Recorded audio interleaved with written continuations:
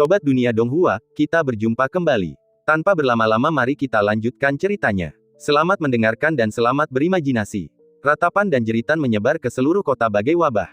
Langit kelabu dipenuhi cahaya suram. Sosok di panggung tinggi Siming tampak seperti iblis. Ada benang-benang spiritual yang tak terhitung jumlahnya di telapak tangannya, semuanya adalah dewa-dewa yang telah ia percayai. Tangisan, permohonan belas kasihan, dentingan senjata, suara kereta dan kuda yang menabrak gedung-gedung tinggi, berbagai suara bergema riuh dan mendidih di kota. Pemuda itu terbaring di tanah, berusaha keras untuk membuka matanya. Ia menatap ular hitam yang tak bergerak, mengira itu hanyalah ilusi.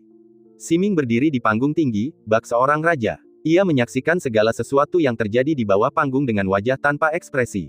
Di matanya, roh-roh yang dipanggil itu tak lebih dari alat untuk mengumpulkan kekuatan. Hidup dan mati bergantung pada pikirannya. Dewa telah lama mati, dan ia tak lagi menjadi yang kedua setelahnya. Setelah hari ini, ia akan membawa jam matahari lengkap ke gerbang kekacauan dan membuka kembali kerajaan Tuhan. Siapa yang bisa menghentikannya? Sebelum kesombongan dan kesepian di hatinya sempat berubah menjadi emosi yang sesungguhnya, kaki Siming yang telanjang seputih salju di balik jubah hitamnya secara naluriah mundur setengah langkah. Ia merasakan secercah bahaya, kilatan dingin terpancar di matanya yang sedingin es saat ia tiba-tiba menundukkan kepala, menatap ke bawah. Di tengah kerumunan yang berhamburan, sesosok gelap, diselimuti kabut hitam, membubung tinggi di angkasa, menukik ke arahnya. Ye Chu, adalah reaksi pertama Siming, tetapi ia segera menyadari ada sesuatu yang salah. Aura kuat dan asing ini jelas bukan milik Ye Chu. Suara gemeretak bergema tanpa henti di sepanjang pilar-pilar batu besar panggung, dan kemanapun ular hitam itu lewat, semuanya mulai runtuh. Boom! Di hadapan Siming, seekor ular hitam membubung tinggi, kepalanya yang hitam besar terangkat tinggi, lalu membungkuk dengan angkuh. Matanya tertuju pada Siming, menyemburkan selubung merah tua ke arahnya. Di atas dahi ular hitam itu berdiri sesosok berjubah hitam, ditenun dengan bulu-bulu hitam. Siming tidak tahu siapa itu, tetapi ular hitam itu, yang bisa saja ia bunuh dengan mudah, membuatnya merasakan sensasi yang menggetarkan. Saat ia menatap sosok berjubah hitam itu, sebuah lonceng berdenting di dalam dirinya. Mungkinkah ini seorang master yang disembunyikan di dalam kota oleh Ye Chu, menunggu untuk menimbulkan masalah hari ini? Seperti yang ia duga, ular hitam itu menerkamnya, ukurannya membesar ratusan kali lipat dalam sepersekian detik. Dalam tatapannya, wujud Siming tampak jauh lebih kecil daripada pupil ular raksasa itu. Kau menggertak. Siming mendengus, menghunus pedang hitamnya. Ia memutar wujudnya, berubah menjadi badai hitam. Pedang itu berputar bersamanya, menebas ke arah ular hitam itu. Ular hitam itu, pada gilirannya, membuka rahangnya yang penuh taring dan menerjang Siming. Wujud Siming yang seperti badai itu dengan lincah menghindar, satu tangan menunjuk dengan ujung jarinya, membekukan ular hitam itu dengan kekuatan waktu. Dengan tangan satunya, ia menepuk gagang pedangnya dan menusukkannya ke tengah pupil ular itu. Ular hitam raksasa itu terperangkap dalam penjara waktu, tak mampu bergerak. Sosok berjubah hitam itu tetap tak terpengaruh. Ia mencabut sehelai bulu hitam dari jubahnya, menjepitnya di antara jari-jarinya, dan melemparkannya ke arah pedang Siming yang sedang menusuk. Bulu dan pedang hitam itu beradu, keduanya diam. Sosok berjubah hitam itu mengulurkan jari panjang dan runcingnya, menggambar lingkaran sempurna di depannya.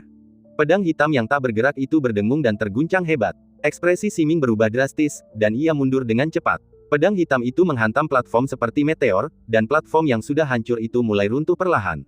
Jubah Siming, seperti sayap burung raksasa, terhempas mundur oleh gelombang kejut yang dahsyat. Setelah satu kali serangan, Siming tahu ia bukan tandingannya, meskipun hasilnya tak dapat diterima. Siming mengulurkan tangan dan meraih, mencoba menarik pedang hitam itu kembali ke depannya dengan telekinesis. Namun sosok berjubah hitam itu tak memberinya kesempatan. Seekor ular hitam menerjang maju bagai naga yang berputar-putar, sosoknya yang berjubah hitam menghiasi udara beberapa kali.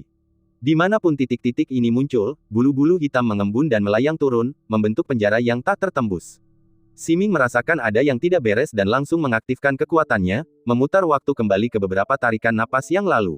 Penjara bulu hitam itu runtuh tanpa jejak. Ia tiba-tiba mengulurkan tangannya, dan pedang hitam itu berubah menjadi aliran cahaya hitam, kembali ke genggamannya. Ia melesat, memilih untuk tidak mengejar, seolah-olah melarikan diri di bawah gedung pencakar langit yang padat. Suara kejaran bergema dari belakang. Jubah hitam Siming berkibar tertiup angin, rambut peraknya yang berputar-putar berkilauan. Hukum waktu menelannya saat ia melesat menembus kota, dengan cepat meninggalkan ular hitam itu.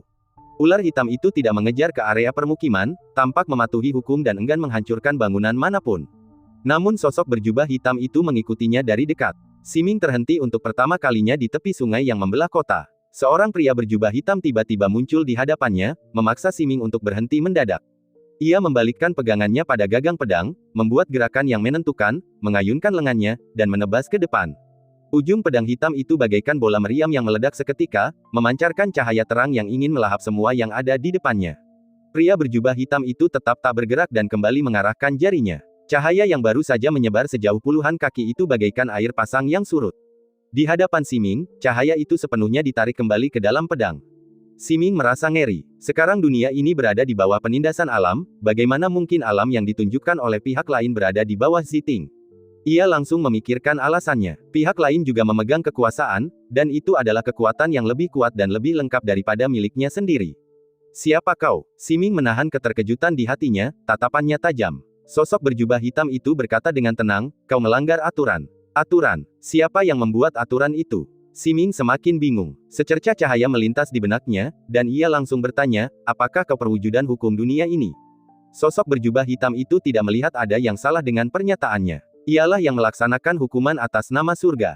Menipu rakyat, menghancurkan rumah, dan membunuh orang tanpa pandang bulu, inilah kejahatanmu. Apakah kau mengakuinya? Sosok berjubah hitam itu menghitungnya satu per satu. Dengan setiap kata, sebuah pedang muncul di hadapannya. Huruf-huruf kecil terukir di bilahnya, seperti hukum. Siming menatap pedang-pedang itu, ketakutannya semakin dalam. Ia berkata dengan dingin, dasar gila. Omong kosong apa yang kau bicarakan? Siapa di dunia ini yang bisa menghukumku atas kejahatanku? Sosok berjubah hitam itu tidak menunjukkan tanda-tanda kemarahan. Ketiga pedang itu melayang ke arah Siming seperti bulu hitam. Siming mengulurkan tangan untuk menangkap pedang pertama, tetapi telapak tangannya dipenuhi hukum waktu. Apapun yang mendekatinya akan melambat puluhan kali lipat. Sobek. Begitu tangannya mendekati pedang, sobekan muncul di lengan bajunya yang hitam dan lebar. Pedang itu sama sekali tidak melambat setelah mendekati telapak tangannya. Pedang itu bahkan menusuk telapak tangannya seperti lintah dan langsung menusuk punggung tangannya.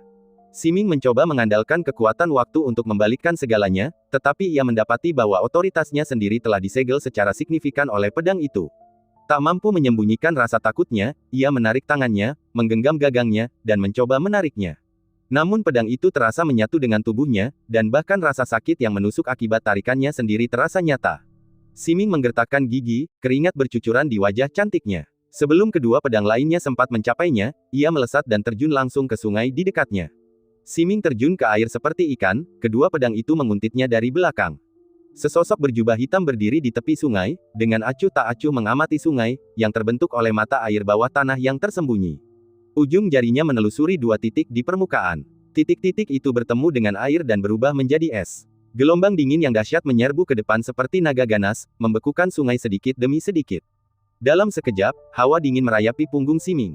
Gelombang dingin yang dahsyat menerjang langsung menelan Siming. Seluruh tubuhnya membeku di dalam es. Jubah hitamnya masih berkibar anggun di air, dan setiap helai rambutnya membeku.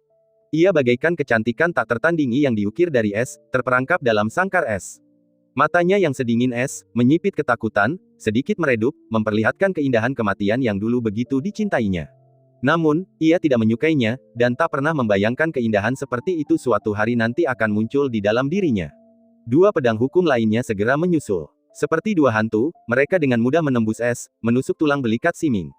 Darah membasahi es, membawa serta rasa sakit yang menyayat hati. Siming tidak akan menyerah semudah itu. Di dalam tulangnya, kekuatan terakumulasi dengan susah payah, lalu, di bawah pengaruh hukumnya sendiri, kekuatannya meletus 10 kali lipat dan 100 kali lipat.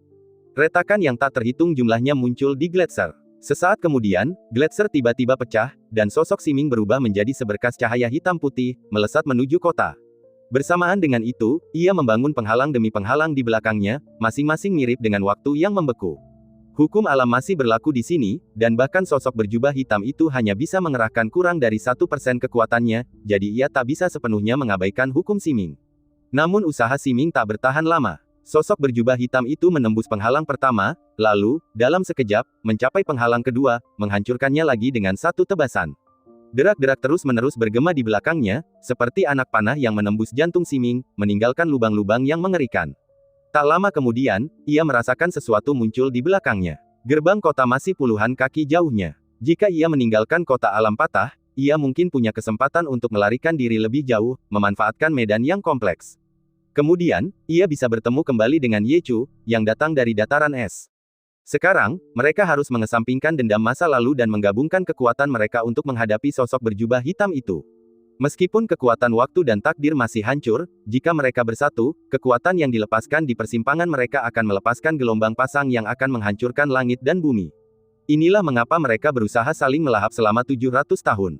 Namun, ia tak bisa meninggalkan kota itu. Rasa sakit yang menusuk tiba-tiba muncul dari belakang. Sebuah kaki menghentakkan kaki di punggungnya. Sosoknya tiba-tiba merosot di bawah kekuatan injakan, memecahkan batu bata dan ubin di tanah. Setengah terkubur di tanah, ia terus bergerak maju, membajak jalanan menjadi jalan setapak yang sempit dan rusak. Jantung Siming menegang, dan ia mencoba melepaskan diri, tetapi kekuatan lawannya seperti gunung yang tak pernah bisa digerakkan. Rasa sakit di tulang belikatnya kembali menyapu dirinya, dengan cepat mengikis tekad dan semangat juangnya. Siming tak tertandingi di sini selama 700 tahun. Bagaimana mungkin ia menanggung penghinaan diinjak-injak oleh seseorang di punggungnya, tidak peduli siapa itu. Saat penilaian lawan jatuh, jubah hitamnya menggembung seperti balon, kekuatan hukum yang terkandung di dalamnya meledak bersama pakaiannya. Serpihan jubah hitam, yang tersangkut arus udara, beterbangan bagai pisau terbang yang tak terhitung jumlahnya, satu demi satu, menuju sosok berjubah hitam itu.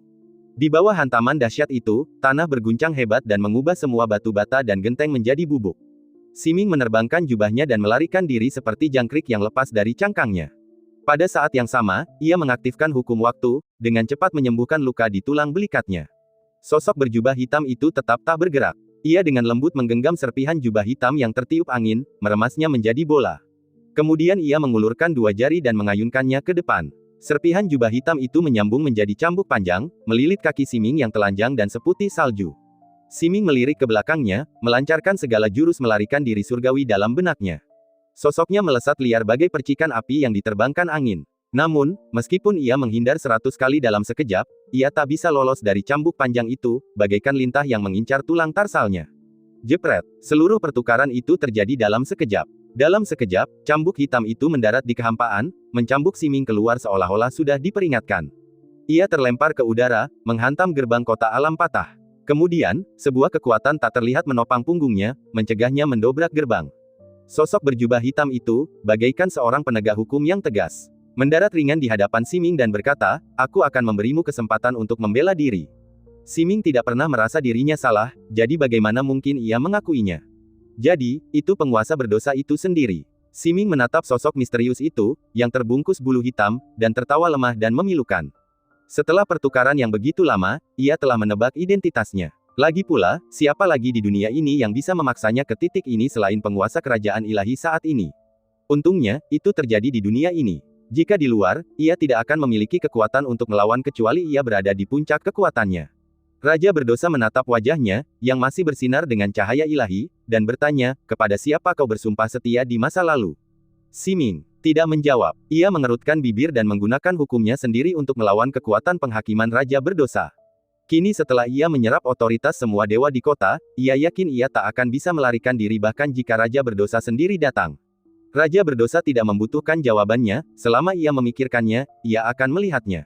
Ia mengulurkan tangannya untuk menyelidiki pikiran Siming, tetapi masalah tentang pendahulunya sebagai Raja Ilahi tampaknya dikaburkan oleh seseorang dengan kekuatan magis tak tertandingi yang menipu langit dan bumi, dan bahkan ia tak dapat melihatnya. Ah! Siming tiba-tiba mengangkat kepalanya, rambut peraknya bersiul. Semua kekuatan hukum melonjak keluar seperti lava cair, dan gaun putihnya yang berkibar-berkibar seperti kupu-kupu di tengah badai. Raja berdosa berhenti. Siming benar-benar melepaskan diri dari belenggunya. Di bawah kendali hukum waktu, ia melarikan diri ke dunia luas di balik gerbang kota, dengan cepat memperlebar jarak antara dirinya dan Raja Pendosa. Raja Pendosa berdiri diam, menggambar lingkaran sempurna lainnya di hadapannya. Ia berkata tanpa emosi, "Penghujat, menyerahlah." Di tengah lingkaran sempurna itu, kekuatan hukum mulai berlaku melalui kata-katanya. Ngarai itu berubah menjadi pedang yang menebas Siming, rumput liar menjadi jarum yang menusuknya, bebatuan yang berserakan menjadi harimau yang menghalangi jalannya, dan bahkan langit yang keruh dan tak berbatas pun tampak seperti jaring yang menutupi segalanya. Pegunungan menyerupai ombak yang mengamuk, angin pegunungan bagaikan pedang. Siming merasakan kesepian, kesepian yang mengancamnya dengan permusuhan universal. Namun di masa lalu, kesepiannya telah mengkhianati kesombongan, tetapi kini, makhluk yang lebih kuat telah muncul, menghancurkan harga dirinya. Begitu keputusasaan muncul, ia bagaikan setitik tinta yang mengotori segelas air. Dari hati, setitik tinta itu mencapai pupil, menjadi bayangan nyata di dalamnya. Raja berdosa ada di hadapannya. Ketakutan menjadi kenyataan. Siming merasakan sensasi tercekik. Ia menggenggam pedang hitam yang melingkari tubuhnya, lalu mengayunkannya ke arah penguasa berdosa. Suara dentang bergema tanpa henti. Setiap tebasan pedangnya mengenai bulu-bulu tipis penguasa berdosa yang melayang di sisinya, mengirimkan riak energi yang berputar-putar di sekelilingnya. Dalam sekejap, Siming telah menebas ratusan kali. Tangannya gemetar tak henti-hentinya saat menggenggam pedang, dan rona merah samar menghiasi pergelangan tangannya yang putih. Namun ia gagal melukai penguasa berdosa. Penguasa berdosa menunjuk satu jari, dan semuanya hening. Sosok Siming berhenti sejenak, lalu semua hukum yang telah ia padatkan hancur oleh satu jari itu. Sosoknya yang seputih salju dan anggun terhempas kembali, menghancurkan bebatuan dan pepohonan yang tak terhitung jumlahnya sebelum menghantam lereng gunung sebuah ngarai. Bebatuan itu hancur, dan tubuhnya dada Siming terangkat, pandangannya menggelap, dan pelipisnya berdenyut. Ia merasakan darah kental mengalir dari tubuhnya, membasahi seluruh tubuhnya. Rasa sakit di antara alisnya seperti bekas luka merah. Ia tak pernah membayangkan hari yang telah ia rencanakan begitu lama akan berakhir seperti ini. Ia menolak untuk mengaku kalah, tetapi ia tak berdaya. Sebuah tangan mencengkeram kerah bajunya dan menariknya keluar dari gunung lagi. Rambut peraknya tertutup debu, dan gaun seputih saljunya juga ternoda tanah. Inilah hal-hal yang dibencinya. Hukuman ilahi. Sang raja berdosa meneriakkan dua kata itu secara otomatis, lalu membuat tanda salib. Pada saat yang sama, sebuah salib emas raksasa muncul di atas istana kota alam rusak. Siming dipenuhi luka, kekuatan hukumnya hancur. Bahkan menggunakan kekuatan waktu untuk menyembuhkan lukanya pun sia-sia. Ia sepenuhnya ditindas oleh sang raja berdosa. Ia berubah dari seorang dewi berpangkat tinggi menjadi seorang pendosa. Raja berdosa mengikatnya dengan kekuatan penghakiman dan membawanya ke salib emas yang menjulang tinggi di atas kota alam rusak. Ia meronta, tetapi kekuatan hukum itu tanpa ampun mengikat tangannya, menahannya terbuka seperti salib. Kemudian, kekuatan penghakiman yang menusuk, bagaikan paku, menancapkannya ke salib yang tinggi di langit. Gaun putihnya yang bernoda abu-abu menyerupai seragam penjara. Ia menundukkan kepalanya, dan seluruh kota menyaksikan keadaannya yang memalukan. Siming ingin membunuh semua orang yang menyaksikan adegan ini, tetapi ia tak berdaya. Akhirnya, ia mengumpulkan kekuatan spiritual dari ujung jarinya, tetapi pada akhirnya, ia mengarahkannya bukan kepada siapapun melainkan ke menara suar yang jauh. Kepulan asap perang tiba-tiba membubung tinggi ke angkasa. Raja berdosa memperhatikan, tetapi tidak menghentikannya. Ia mencabut sehelai bulu, yang kemudian berubah menjadi seekor gagak hitam, bertengger di salib emas. Gagak ini akan menyerap keilahiannya, melahap seluruh kekuatannya untuk selamanya, dan menjadi bagian dari Raja berdosa. Di bawah salib, seekor ular hitam raksasa melingkar. Raja berdosa tidak lagi benar-benar maha tahu dan maha kuasa, jadi ia membutuhkan sahabat lama ini untuk menjaga mangsanya dan mencegah orang lain merebut kekuatan yang sangat ia dambakan. Takdir, ucap Raja berdosa, sambil menatap ke arah dataran es. Yechu berjalan terlatih-tatih melintasi dataran bersalju, jubahnya yang dulu kasar kini bermandikan cahaya keemasan. Rambutnya yang panjang dan tersisir rapi membuatnya tampak seperti pemuda dengan kecantikan yang tak tertandingi. Wajahnya yang mulus berkilauan dengan cahaya dan kegelapan, simbol fluktuasi yin dan yang. Teknik-teknik catatan ilahi sura mengalir tanpa henti melalui dirinya, cahaya ilahi di pupil matanya semakin intens setiap kali berputar. Tadi malam, sebelum pergi, ia meninggalkan pesan singkat untuk Ning Changjiu. Ia telah meninggalkan Ning Changjiu. Pertama, selama rencananya berjalan lancar, hidup atau mati Ning Changjiu tidak akan menjadi masalah. Kedua, waktu kultivasi Ning Changjiu seharusnya membuatnya mencapai kondisi gila, namun ia tetap tidak terluka dan terus mengobrol serta tertawa dengannya seperti biasa. Ia curiga pihak lain mungkin menyadarinya, jadi ia menuruti saja dan menawarkan bantuan. Namun, semua hal ini bukanlah yang paling ia khawatirkan. Ia tahu bahwa setelah meninggalkan dataran bersalju, Sima Ming pasti akan datang untuk menyergapnya. Ia bukan tandingan Siming, karena wilayah di sini terbatas, dan semuanya telah mencapai puncaknya. Terlepas dari siapa yang datang, pertarungan sesungguhnya terletak pada jumlah kemampuan dan kekuatan otoritas mereka. Ketika kerajaan ilahi runtuh dan mereka diasingkan, sisa otoritas Yechu atas takdir sangatlah kecil. Sekalipun ia telah mengumpulkan sedikit selama bertahun-tahun, itu bukanlah tandingan Siming. Namun, mungkin karena rasa sayang kepada juniornya, ia rela menghabiskan satu putaran terakhir minum bersama Siming. Senyum tipis tersungging di bibir Yechu. Ia tak kuasa menahan diri untuk mengingat kemunculan pertama Siming dari jurang roh janin. Ia begitu rapuh saat itu, lengan rampingnya terlipat, gemetar gugup saat menghadapi dunia yang asing. Wajahnya yang sangat cantik membangkitkan takdir sempurna yang ia dambakan. Sayangnya, ambisi dan kemampuan Siming melampaui imajinasinya. Ketika Siming pertama kali menjadi setara dengan mereka, sebuah emosi aneh membuncah di hatinya. Namun semua sejarah itu telah lama terhapus oleh angin dan hujan. Namun Yechu tahu hatinya masih teriris. Kalau tidak, mengapa ia memilih cara seperti itu untuk meninggalkan dunia ini tanpa perjuangan hidup dan mati? Menebas langit memang tindakan yang agung, tetapi bagaimana mungkin dibandingkan dengan menghabisi musuh? Ye Chu perlahan melintasi dataran bersalju, tanpa bertemu binatang buas di sepanjang jalan. Seolah-olah setiap langkah melambangkan takdir terbaik, jalan yang ia tuju, jalan menuju kerajaan surgawi. Ia telah berjalan ribuan mil melintasi dataran es ketika ia melihat asap hitam mengepul di ngarai. Itu adalah suar dari benteng. Ye Chu sedikit mengernyit. Ia tidak mengerti apa yang sedang direncanakan Siming. Apakah wanita itu mencoba menipunya agar berpikir ada yang salah di kota kerajaan, sehingga ia lengah dan jatuh ke dalam perangkapnya? Sungguh konyol. Tentu saja, ia tidak akan mempercayai Siming, tetapi ia tidak menyangka wanita ini begitu bodoh.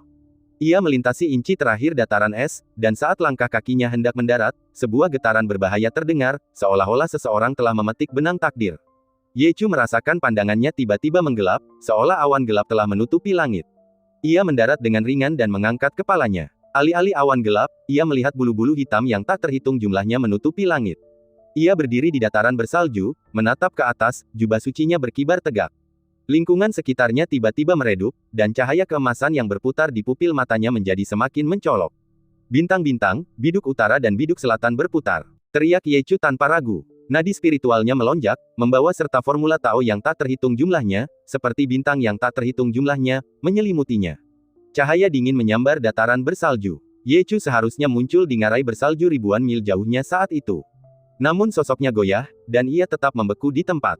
Bulu-bulu hitam yang tak terhitung jumlahnya, seperti burung gagak malam yang berisik, menukik ke arahnya seperti anak panah. Ye Chu menarik napas dalam-dalam. Pupil emasnya bersinar terang, dan di hadapannya, benang-benang emas yang tak terhitung jumlahnya tiba-tiba muncul. Awal dan akhirnya tak diketahui, namun semuanya berawal di depannya dan berakhir di belakangnya. Inilah benang-benang takdirnya. Ye Chu, setelah menghadapi bahaya di mana-mana, akhirnya aku meninggalkan tempat ini, seru Ye Chu. Namun takdirnya tak terjawab. Terpenjara oleh bulu-bulu hitam, semua jalur takdir seakan telah diputus oleh penyerang mendadak itu. Hati Dao Ye Chu tak lagi bisa tenang. Perasaan ini baru dirasakan 1000 tahun yang lalu, ketika ia berdiri di hadapan dewa tertinggi di tahta Tongtian, sebuah perasaan kagum dan takjub akan kekuatan dan otoritas tertinggi. Jauh lebih cerdas daripada Siming, ia dengan cepat menebak identitas pendatang baru itu. Tuan berdosa. Meskipun tak percaya, ia tetap memanggil nama pria itu. Namun saat ia berbicara, ia menyesalinya. Tak seorang pun boleh memanggil dewa tertinggi dengan namanya. Jika dewa tertinggi marah, tak akan ada jalan keluar. Ye Chu tenggelam dalam benang takdir, gelombang hitam yang memenjarakannya bagai sangkar. Sosok raja berdosa, yang terbuat dari bulu-bulu hitam, muncul di hadapan Ye Chu. Ia terbalut jubah hitam, cakar tajam menjuntai di ujung lengan bajunya. Ekornya yang panjang menjuntai ke tanah, bagai aliran air jernih yang berkelok-kelok. Ia berdiri dengan tenang, tanpa aura, namun menyampaikan perasaan bahwa runtuhnya ratusan ribu gunung pun tak mampu mengguncang wujudnya sedikit pun. Ye Chu merasakan gelombang keputusasaan. Ia bertanya-tanya apakah penguasa kerajaan ilahi akan mengungkap rahasia yang terpendam selama 700 tahun ini. Ia berharap hal itu terjadi, karena penguasa kerajaan ilahi akan menghukum mereka yang telah memenggal kepala penguasa mereka sebagai dewa tanpa kepala. Mungkin ini akan memberi mereka kesempatan untuk melarikan diri dari padang gurun yang tak terbatas dan tandus ini. Namun, harga yang harus dibayar tak terelakkan adalah penyerahan kekuasaan mereka. Warisan kerajaan ilahi yang telah runtuh akan menjadi harta yang tak tertandingi di dunia, bahkan bagi penguasa lain, dan bahkan dapat memberinya kekuatan yang melampaui penguasa lainnya. Saat raja berdosa muncul, segudang pikiran berkelebat di benak Ye Chu. Kemudian, di dalam pupil matanya yang keemasan, bayangan gelap muncul. Penipuan. Inilah vonis raja berdosa, yang menghukumnya untuk menipu Ning Changjiu dengan salinan palsu catatan ilahi Shuro. Lengan baju raja berdosa tetap menggantung di sisi tubuhnya, tetapi di hadapannya, bayangan tinju bagaikan anak panah yang tak terhitung jumlahnya tiba-tiba muncul. Ye Chu melambaikan jubahnya, melepaskan kekuatan takdir. Seperti serangga di tengah hujan badai, ia mengikuti jalan yang paling sederhana, menari dan melompat melalui jaring takdir yang kusut, menghindari ratusan bayangan tinju raja berdosa. Namun, vonis raja berdosa bagaikan miliaran tetes hujan yang jatuh dari langit. Berdiri di tengah hutan belantara, bagaimana mungkin seseorang bisa lolos dari hujan deras yang akan berlangsung berhari-hari dan bermalam-malam? Bunyi, bang, bang, bang, bergema tanpa henti, dan jubah Ye Chu yang berkilauan dengan cahaya suci pun penyok akibat hantaman itu. Setiap kali hantaman, cahaya keemasan itu sedikit meredup. Ia menggenggam benang takdirnya sendiri, menenun dan menenun di dalamnya. Pada saat tertentu, ia mengubah arah takdirnya, membengkokkannya ke langit. Ia melemparkan dirinya tinggi ke udara, berharap bisa lolos. Sang penguasa berdosa tetap tak bergerak, hanya mengangkat lengan bajunya dan melengkungkan jari-jarinya yang panjang dan runcing. Sosok Ye Chu melayang tinggi seperti layang-layang yang talinya putus. Sang penguasa berdosa, dengan otoritas penghakimannya, menembus takdirnya, mengutak-atik benang, dan menariknya kembali.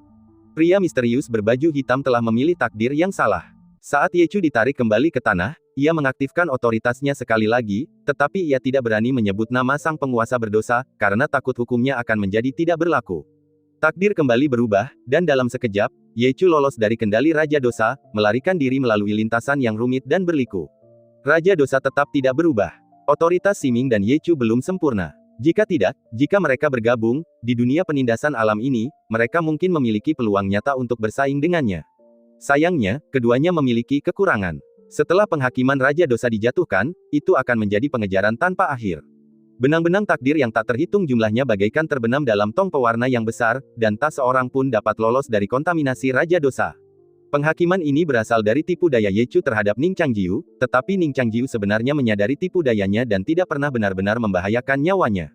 Oleh karena itu, kekuatan penghakiman ini jauh lebih lemah daripada Siming.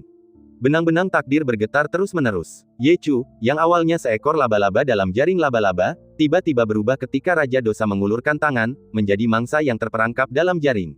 Sosok Raja Dosa menghilang, dan ketika ia muncul kembali, ia berada di depan Yechu. Ia menggambar lingkaran sempurna di sekeliling Yechu. Sebuah penjara, terjebak di dalam sangkar Raja Dosa, semua takdir terasa seperti tali yang putus, tak lagi mampu menolongnya. Mata emas Yechu meredup. Ia menekan rasa takutnya terhadap penguasa dosa dan melepaskan kekuatannya untuk terakhir kalinya. Chong Sui telah merasakan pergerakan di sini dan telah membuat keputusan. Di medan perang kuno di dataran bersalju, Su Yansu, mengenakan gaun merah, bersandar pada sebuah instrumen yang menyerupai bangunan raksasa. Permukaan instrumen itu dingin, tetapi ia merasakannya sebagai pelukan hangat. Tiba-tiba, Su Yansu merasakan sebuah koneksi. Ia melihat sekeliling dan merasa seolah Yechu telah kembali, tepat di sampingnya. Namun di sekelilingnya hanya hamparan salju dan angin. Ia menenangkan pikirannya dan berjalan menuju arah koneksi spiritual itu. Koneksi itu seolah datang entah dari mana, tetapi dari pusat instrumen raksasa itu. Kini setelah Su Yansu menjadi penguasa ngarai bersalju ini, ia tentu saja berhak untuk masuk. Namun, sebelum pergi, Yechu telah memperingatkannya untuk tidak masuk dengan mudah, jadi ia belum pernah menjelajahi kedalaman alat peramal itu. Kini, ia ragu-ragu membuka pintu. Pusat struktur raksasa itu juga merupakan ruang yang kompleks dan rumit. Roda gigi dan lengan unicorn yang tak terhitung jumlahnya saling bersilangan, lapis demi lapis, masing-masing lebih sempit dari yang sebelumnya, seperti pagoda yang menjulang tinggi. Di tengah menara ini, sebuah pilar besar menopangnya, dan potongan-potongan kayu yang tak terhitung jumlahnya menyebar seperti payung, menopang struktur tersebut. Mengelilingi pilar besar itu terdapat tangga kayu spiral. Su Yansu menaiki tangga, mencari sumber koneksi telepatinya baru-baru ini. Saat ia menaiki tangga spiral, seluruh dunia seakan berputar mengikuti langkahnya. Di ujung tangga, ia benar-benar tercengang, sebuah peti mati kristal, dan di dalamnya terbaring sesosok mayat. Itu adalah tubuh Yechu. Tubuhnya berbentuk boneka yang hancur, wajahnya tanpa fitur, dan dadanya terdapat luka besar akibat tebasan Siming. Jantung Su Yansu berdebar kencang. Ia tahu ini salah satu wujud alternatif Yechu, wujud yang ia bawa saat-saat terakhirnya. Ia telah menyegel saat-saat terakhirnya di loteng, tak ingin Su Yansu melihatnya. Su Yansu sudah lama mengenal sosoknya, jadi pemandangan itu hanya menimbulkan sedikit rasa sakit. Ia mendorong peti mati kristal dan mengangkat Yechu darinya. Kemudian, seolah takdir, ia tanpa sadar menggigit jarinya dan memasukkan darahnya ke mulut boneka itu. Ia telah dianugerahkan waktu ratusan tahun oleh Yechu, dan waktu itu, bercampur dengan darahnya, mengalir kembali ke tubuh Yechu. Mata Su Yansu bergetar saat ia menatap lembut boneka di pelukannya. Kemudian, bagaikan dongeng, Yechu, setelah meminum darahnya, tiba-tiba tersadar. Ia membuka matanya, seolah-olah ada jiwa yang telah diinfus ke dalam dirinya. Su Yansu menatap kosong ke pemandangan itu, diliputi kegembiraan. Ia berbisik, "Kau sudah kembali." Yechu menatap wanita di pelukannya, menangkup wajahnya, dan mencium keningnya. Su Yansu sangat gembira. Ia tahu Yechu akan kembali suatu hari nanti, karena itu adalah janjinya. Ia tak menyangka Yechu akan kembali secepat ini. Senyumnya membeku. Yechu berkata, "Aku pergi. Kali ini, aku mungkin takkan kembali." Su Yansu kehilangan jiwanya, suaranya bergetar, "Kenapa? Kemana kau pergi?" Yechu menopang tubuhnya yang hancur dan melangkah ke atas. Ini adalah rencana terakhirnya, dasar dari kesediaannya untuk melawan Siming sekali lagi. Apapun yang Siming gunakan, ia akan menemukan jalan kembali ke ngarai salju. Raut wajah boneka itu berkembang, lukanya sembuh, dan perlahan-lahan berubah wujud menjadi seorang pemuda. Fisik kuat catatan Dewa Sura memungkinkannya menahan serangan Raja Dosa, tetapi takdir mutlak yang telah ia ukir pada boneka itu menyeretnya kembali ke ngarai salju, mengembalikannya ke tubuhnya. Namun ia tetap tak bisa lepas dari penghakiman. Ye Chu dapat dengan jelas merasakan bahwa penghakiman telah tiba bersama Raja Dosa, dan dalam sekejap, penghakiman itu telah mencapai ngarai salju. Aku akan pergi ke kerajaan Tuhanku. Ye Chu tak lagi ragu. Sosoknya membubung tinggi dan melayang ke atas, mengembun menjadi titik yang sangat kecil di mata Su Yansu. Intuisi Su Yansu mengatakan kepadanya bahwa Ye Chu tidak berbohong padanya, dan bahwa ini mungkin perpisahan mereka selamanya. Ye Chu mencapai puncak gedung. Dengan pikiran, seluruh struktur meletus dalam suara gemuruh yang keras. Permukaan di sekitarnya mulai terbongkar, hancur, mengungkapkan bentuk aslinya. Itu adalah benda silinder berlapis-lapis dan rumit. Di tengahnya berdiri sebuah silinder besar yang menjulang tinggi, diatapi kerucut yang tajam.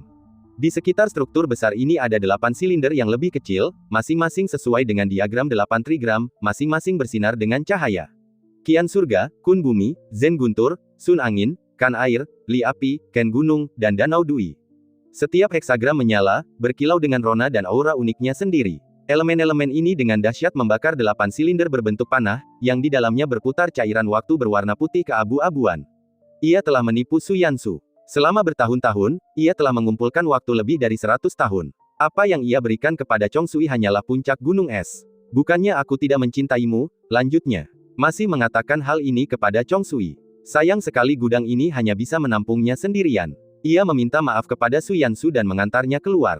Su Yansu meronta, tetapi sia-sia. Ia ambruk di salju, memutar tubuhnya dengan putus asa tetapi tak mampu bangkit. Ia mengangkat kepalanya, rambutnya yang bercampur dengan salju yang masih tersisa, menempel di pipinya dengan berantakan.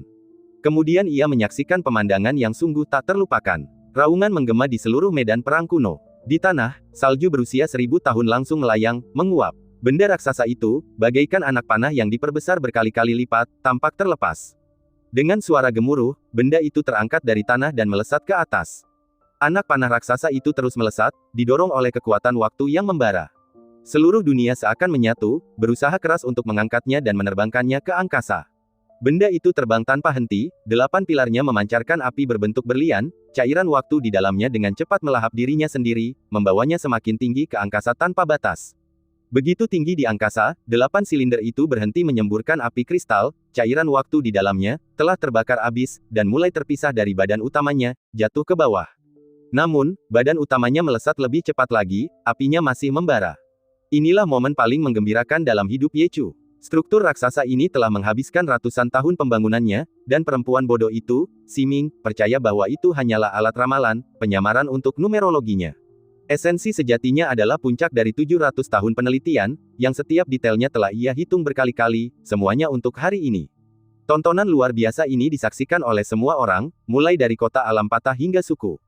Bahkan Raja berdosa pun menyaksikannya. Siming, yang terikat di salib, membuka matanya dan menyaksikan sosok yang pergi meninggalkan jejak api yang panjang. Dadanya berdegup kencang, luapan rasa malu dan dendam membuncah di dalam dirinya.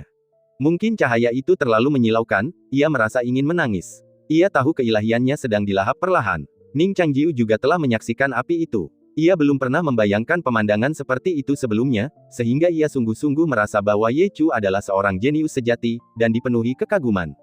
Di dunia ini, wilayah semua orang ditekan di bawah wilayah pengadilan ungu. Kekuatan manusia saja, tentu saja, mustahil untuk membelah langit. Namun ketika kekuatan manusia habis, kekuatan eksternal masih bisa dicari. Inilah hasil usaha Ye Chu selama berabad-abad, puncak dari penciptaan dunia ini. Di saat-saat terakhir, segalanya akan hancur, dan dengan fisik yang dipupuk oleh catatan ilahi Sura, ia akan menembus penghalang dan kembali ke kerajaan ilahi, meskipun ia akan hancur total.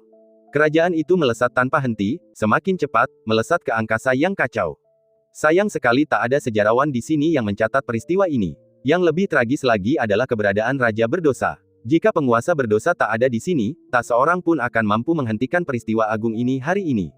Penguasa berdosa tak akan membiarkan siapapun lepas dari kendalinya. Ia pun bergerak. Ia melintasi dataran bersalju, tiba-tiba menempuh jarak ribuan mil. Dalam kilatan yang tak terhitung jumlahnya, ia menekan batas hukum manusia di dunia ini, menekan ke arah ekor api yang sangat panjang. Ye Chu tak lagi takut. Ia menatap angkasa yang kacau, sosok yang mengejarnya, dan tiba-tiba air mata mengalir di wajahnya. Inilah momen paling membahagiakan dalam hidupnya. Sekalipun ia hancur berkeping-keping, sekalipun ia berubah menjadi abu, sekalipun segalanya hilang, ia tak akan menyesal. Sosok berjubah hitam sang penguasa berdosa terus mendekatinya, mengerahkan seluruh kekuatan yang bisa ia kumpulkan di dunia ini. Jubahnya menyerupai api hitam yang berkobar, kobaran api yang bergemuruh dan meledak diterpa angin kencang. Ia juga merasakan hal yang sama selama bertahun-tahun, ketika ia menyadari bahwa ia sungguh-sungguh menghormati panah api raksasa yang melesat ke langit. Rasa hormat yang ditunjukkan kepada seorang dewa adalah semangat juang. Hukum penghakiman menyelimutinya, maju tanpa henti menuju Yechu. Senyum Yechu memudar, ia tertawa terbahak-bahak. Ini adalah pertama kalinya dalam hidupnya ia berhadapan langsung dengan penguasa kerajaan ilahi. Keberhasilan atau kegagalan adalah alasan untuk berbangga diri, tetapi ia bahkan lebih berhasrat untuk meniru pria yang telah memenggal kepala sang penguasa ilahi lebih dari 700 tahun sebelumnya. Sang penguasa berdosa berdiri di hadapannya, bagaikan gumpalan kegelapan yang pekat.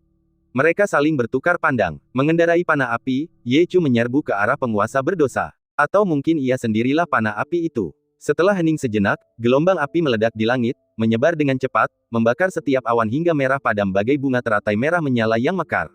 Pemandangan itu bagaikan hari senja yang dinubuatkan dalam catatan sejarah para dewa kuno. Langit dipenuhi api yang cemerlang bagai gerbang neraka yang menganga. Bang! Setelah bunga teratai merah mekar, suara benturan di langit yang jauh terdengar dari kejauhan. Ini adalah pertama kalinya dalam 700 tahun seseorang menentang dewa sejati yang tertinggi. Dan cerita pun berakhir, nantikan cerita selanjutnya. Terima kasih telah mendengarkan.